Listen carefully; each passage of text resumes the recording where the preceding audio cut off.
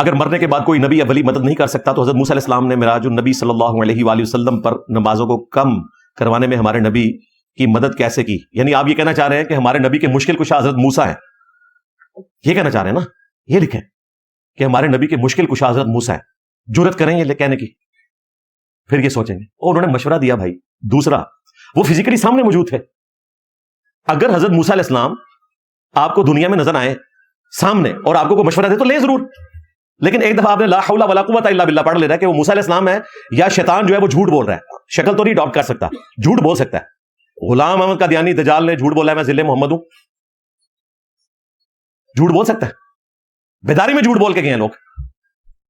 تو یہ بڑا پرانا بہانہ بریلویوں کا، یہ میں اور شیعہ بھی وہ حضرت موسیٰ نے مدد، کون سی مدد کی؟ مشورہ دیا اور وہ بھی سامنے آئے ہوئے تھے۔ یہ ہوا کہ نبی اسلام قبر پہ گئے اور جا کے اسے کہا کہ یا موسیٰ المدد، میری مدد فرمائیں، مجھے مشورہ دیں۔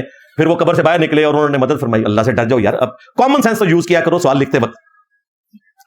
یہ کل مجھے میرے بریلوی دوست نے سوال کیا تھا، اس کو کہیں کہ آپ کے جو بریلوی استاد ہیں انجینئر صاحب، ہاں باباؤں کے بابا، ہاں بالکل، انہوں نے جواب دے دیا، نقد جواب دے دیا۔